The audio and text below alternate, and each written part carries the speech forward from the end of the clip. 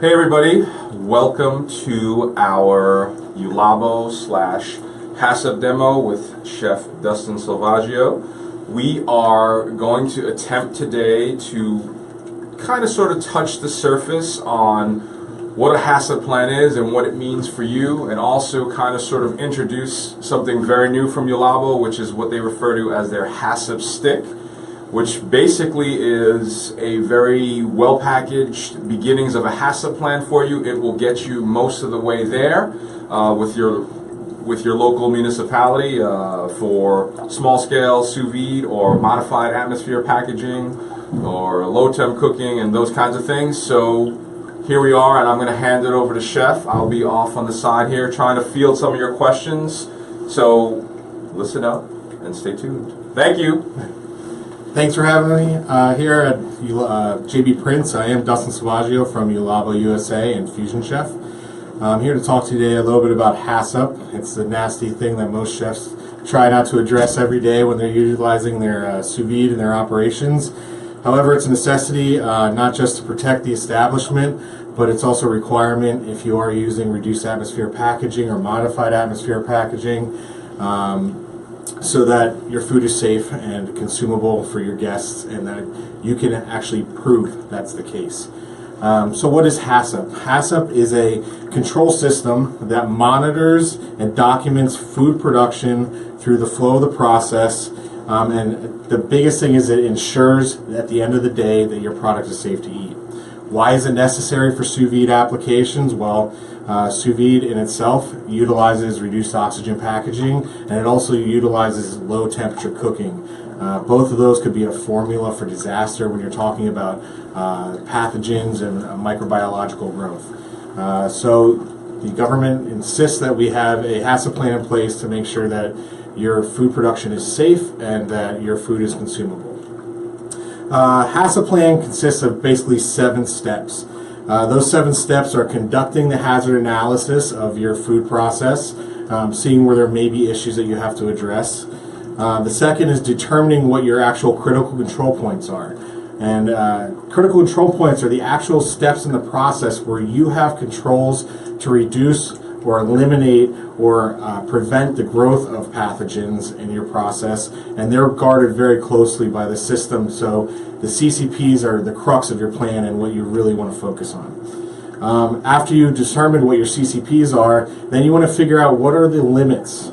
This is done by researching a little bit on what the guidelines are and what the FDA regulations are, USDA regulations, and you also are going to do it by practice. You're going to take your sous vide program and monitor it closely and see any deviations or changes and make your judgments based on that. After you have your CCP and you know what your parameters are for that CCP, then you're going to establish monitoring procedures. Monitoring, of course, is the way that we track what happens during the cooking process, and this is done by temperature, where you can do direct visual observations. However, whatever method you choose, you're going to need to back that up through forms or some sort of data logs. After you've established your monitoring procedures, then you're going to look into your corrective actions. These are the things that you're going to do to correct or modify the CCP to make it safe again, so that your food is consumable if there is a deviation within your CCP. After you have your corrective actions and that's all in place, then you're going to go through verification activities and set up a plan for that as part of your HACCP plan, and then you want to make sure everything is validated. That's the 7th step to the plan. Validation is very important because it means that your plan checks out and that everything you say is accurate, and that what you're going to do, you say you're going to do, you actually do in the HACCP plan. So Tim had introduced me and noted that Julabo has introduced this HACCP stick into the marketplace, and we're very proud of it.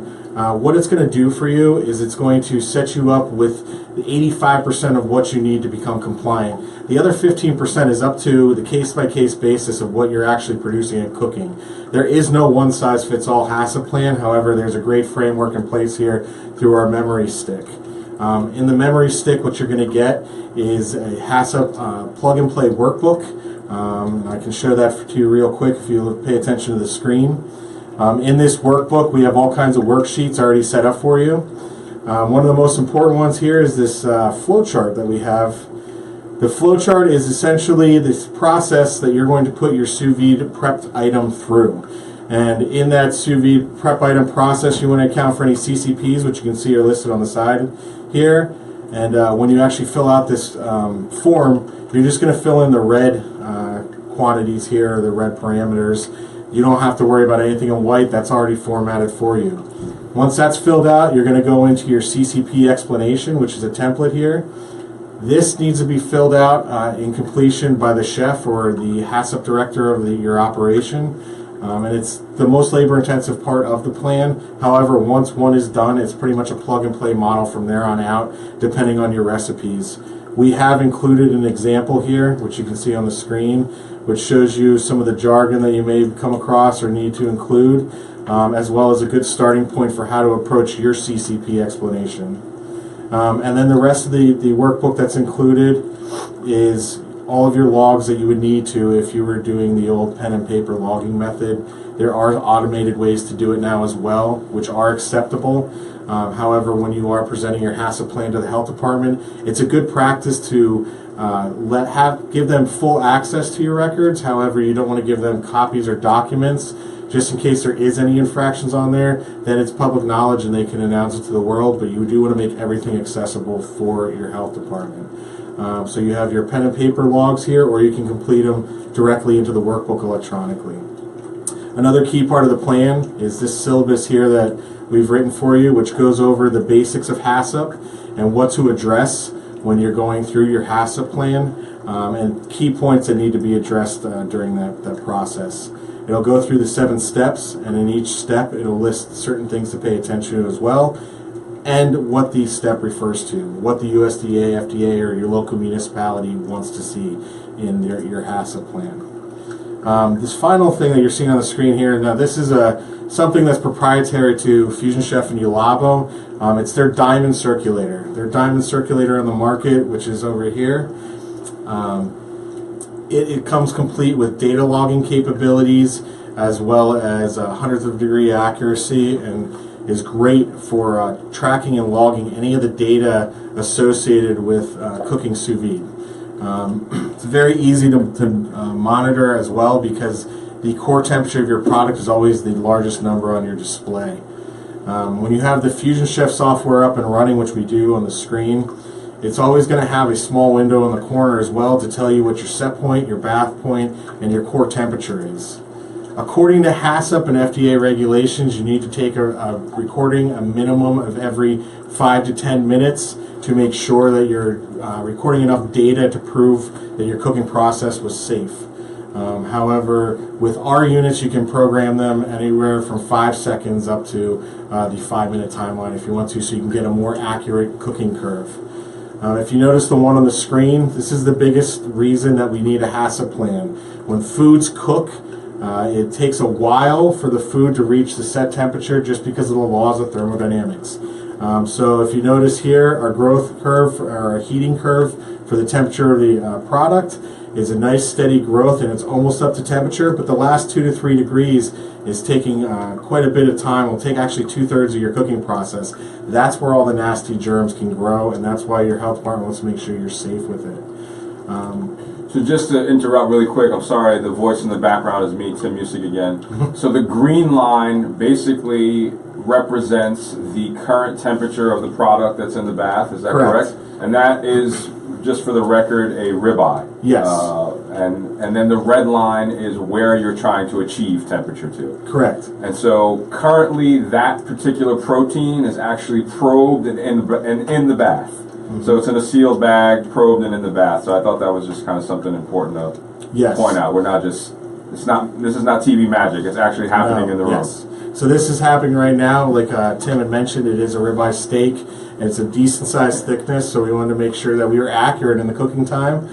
So we probed it with a little bit of insulating tape to keep the seal, to keep your vacuum integrity, and also to make sure that the packaging stays nice and conformed to the product so that the sous vide does its magic the way it's intended.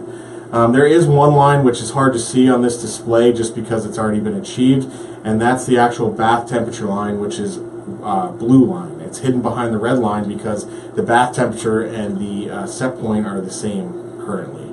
However, this will all be evident and clear on your memory storage of your cooking processes for the different recipes that you do. So your health inspector will be able to access this data with no issues or problems and put it up against the growth curves for, let's say, Listeria or botulism or E. coli.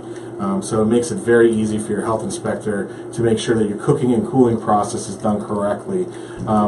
The easiest thing to do is if you're doing a cook and cool method or a cook and chill method as some people refer to it, what you would do is you would keep the probe still in the product when you submerge it into the ice bath, which should be close to your unit, and then you'll see the entire spectrum from cooking to chilling to make sure it's all within the correct parameters for your HACCP plan.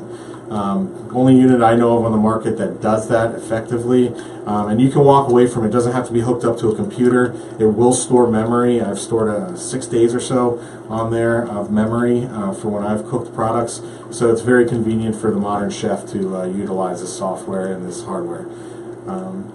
As far as HACCP is driven by your municipality. There are guidelines federally.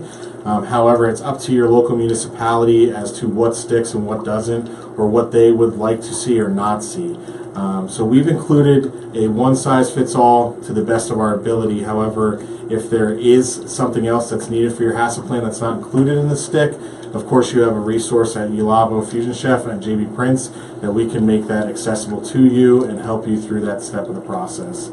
Again, this is not one size fits all in the fact that you fill it out exactly as is and submit it and you're going to get automatic health code variants. You're going to have to work with your health inspector to see exactly which criteria they want to see. One thing that's not included in the plan that I can't include is a cover letter. You're going to want to write a cover letter to your local health department explaining your experience with Sous-Vide, your goals for Sous-Vide, and your knowledge of Sous-Vide, as well as the fact that you're going to be compliant with Sous-Vide the entire time you use it, and keep a HACCP plan on file at all times for them to double check. Are there any questions out there so far as to what HACCP is? I know in the past there's been a lot of problems with chefs instituting Sous-Vide into their operations because HACCP was this laborious kind of government red tape that we had to go through to do it. However, now with this memory stick plug-and-play program and some of the more advanced units that are out there for Sous-Vide, this is pretty much an effortless process now. And together with JB Prince and Fusion Chef, we can get you HACCP compliant in no time. Chef, just to put some qualifiers on some things, when you say laborious process, could you give us a time frame, a typical time frame for what it would be to put a well-crafted HACCP plan together for a local health department? Yeah, sure. When you're talking about crafting the actual workbooks and worksheets, that's not a huge plan, but all the research involved in it, planning your process, testing your process, and running through all the different criteria that you have to have in place. It took me about 3.5 weeks to get my finalized HACCP plan together. This should alleviate that by at least a few weeks' time. You're still going to, again, as I said earlier, you're still going to need to work with your local municipality to see exactly what their criteria is. I would also assume one of the more popular questions that will come up is that we've said that we have this Julabo stick now that does 85% of the work related to your HACCP plan. What's the cost? What's the brass tacks here? So it's listed for $2,500, but if you look at some of the consulting companies that are out there, the industry standard nationwide is around $5,000 for a HACCP consultant to come in and set up your plan. So it is an exceptional deal considering how easy it does make the process. So that's pretty awesome. So you now, and again, I hate to just be this voice in the background, everybody, but it really gives you the ability to operate within the norms, right? Be up and above board for $2,500 as opposed to the normal national average of about $5,000. You guys can take the vacuum pack machines out of your mother's basement or out of the closet next to the salumi that you're making that you're not supposed to be, and really kind of not worry anymore. Yeah. And I think that's huge. And so there's a tremendous amount of added value with this, and something where you really should consider if you're not running a HACCP plan and you are a practitioner of Sous-Vide. Maybe you've been getting away with it for a little while, but I'm almost 100% certain that health inspector is coming soon, and it may be a problem for you. So get ahead of it And this is definitely something that's is worth considering. Anything we missed? Anything else we should be touching upon here? Yeah, actually, you had mentioned that this is for Sous-Vide. However, HACCP is versatile. If you're doing charcuterie in your operation or any other potentially hazardous process, this HACCP plan will work for those as well and get you compliant.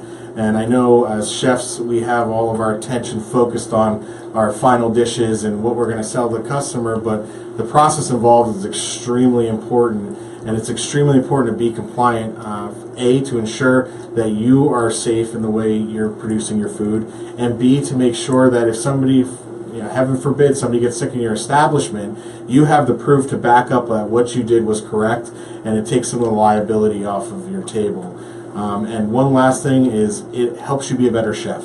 Having a HACCP system in place and following all these steps that go along with it and taking the data logs and checking the logs and verifying everything, researching all the information involved in it is going to make you a much better chef and have a much more well-oiled machine out of your kitchen in the long run. So I recommend, if you are on the fence about HACCP and you're still thinking that you want to keep the vacuum sealer in your grandma's basement, that it's time to get with the times and become compliant, because in the long run it's just going to make your establishment and your food, which is the most important, better overall. So I'm going to not be the voice anymore and step back in, and I just wanted to thank everybody who's watched today. Even though we're going to end this live demonstration now, do not hesitate to send us questions, emails, phone calls. Our 800 number is 800-473-0577. I would assume emails might be a little better for most of you because of the lifestyles that we all lead nowadays. So don't be afraid to email us at customerservice@jbprince.com. We will get back to you, or we'll have Dustin get back to you, and we'll figure some things out. We have not officially set this up in our system. It's kind of sort of all new for us as an actual physical item, but it'll be there soon. And again, thanks a bunch for joining us. This is our second one this week, and we think it's awesome that more and more people are watching this. And we're just trying to get you the best information that's available out there, let you know what trends are coming, what things that exist, improvements, and even maybe you want to put a post on Facebook and recommend something to us. And again, we really appreciate your time today. Have a great weekend. I know service is about to start for many of you, so thanks again, and we'll see you soon. Rock out, chefs.